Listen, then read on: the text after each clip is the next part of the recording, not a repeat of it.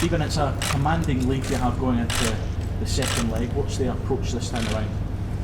Yeah, very much the same. You know, I'm looking for a strong performance from the group, and we want to win the game. I'm told the fans are going to be there in the numbers tomorrow, so every time we go to Ibrox, we're representing the fans, and we want a good, strong home win. Is there a temptation to try anything different, or give some of the squad a try out? That will happen. It's not a temptation. That will happen. The team will look different tomorrow. It gives me an opportunity to give people an opportunity out there, so yeah, it will look different. What do you want to see then? What more in terms of stepping up, if you want to call this pre-season preparation? Yeah, well, I think obviously it's quite a unique pre-season because we've got friendlies in amongst European qualifiers.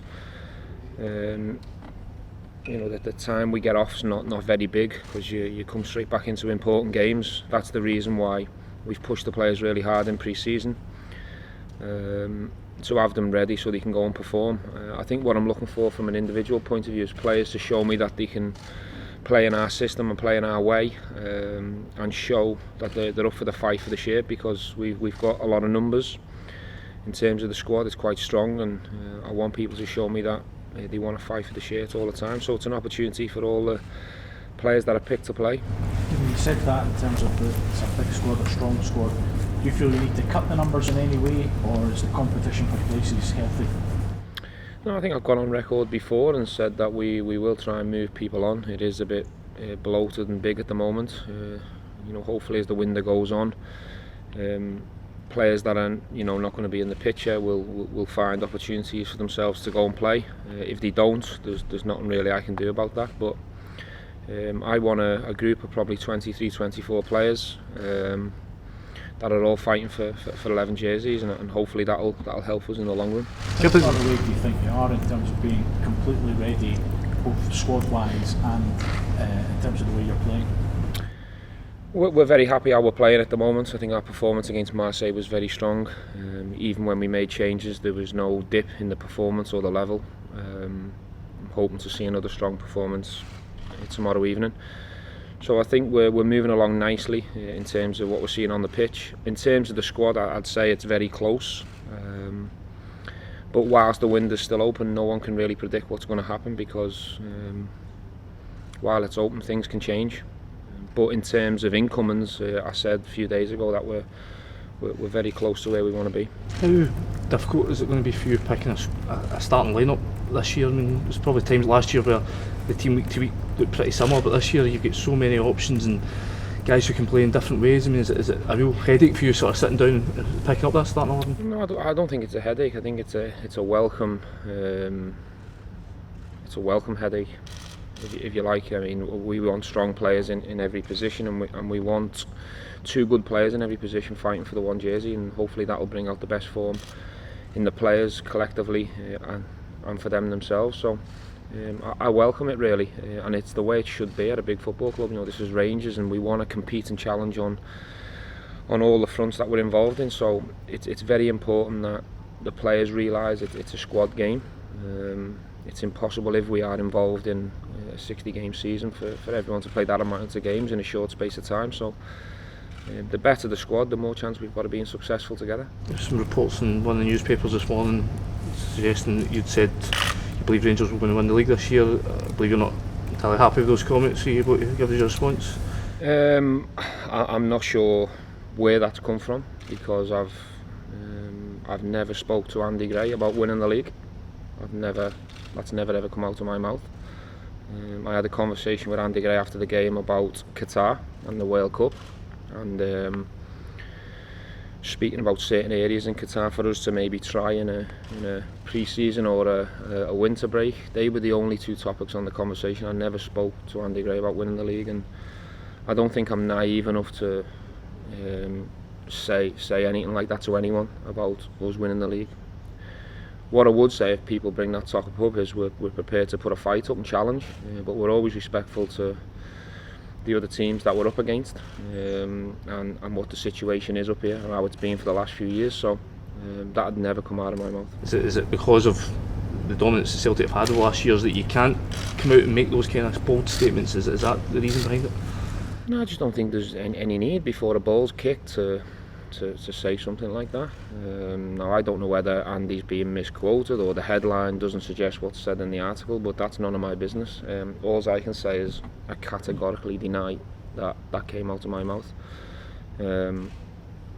We are confident, we've got belief, we believe we've progressed and the squad's looking a lot stronger. We've got good players and we want to put up the best challenge we can, and I'll back my players and I've got every confidence in them, but I won't be making any rash or bold or naive statements before the ball's kicked. I don't think that's necessary.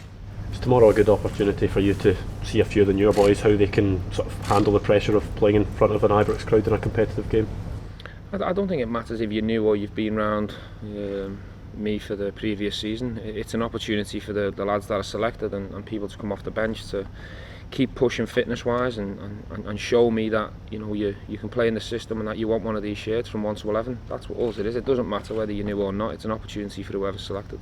There was a reserve game and a youth game yesterday. There was no involvement for Josh McPake or Dapo Mabudi. They featured in pre-season. Is there a chance that they could be in and about the squad tomorrow? Dapo's got a little small niggle at the moment, so he's not available for selection. That's the reason why he missed the game yesterday. And I pulled Josh out of the game because he's in the plans for tomorrow.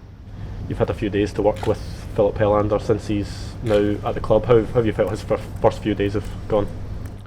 Well, he's been pushed very strongly, so I'm sure he's got very heavy tied legs at the moment, but I think Philip's on day 3 or 4 of pre-season, so he's 3.5 weeks behind the group, so I'll take my time in terms of integrating him into the serious games, but you will see Philip in the coming friendlies. We'll try and get some games and minutes into his legs, but I don't expect to see him in serious games for a good few weeks yet.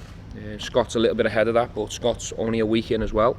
Scott will be in the squad tomorrow, and the idea is to build Scott up as quick as we can to get him back feeling how he did towards the end of the season when he was in terrific form. So people are at different stages of the pre-season at the moment. Scott, you were one of the manager's first signing here at the club. What's been the biggest change you've noticed from then until now in terms of the squad?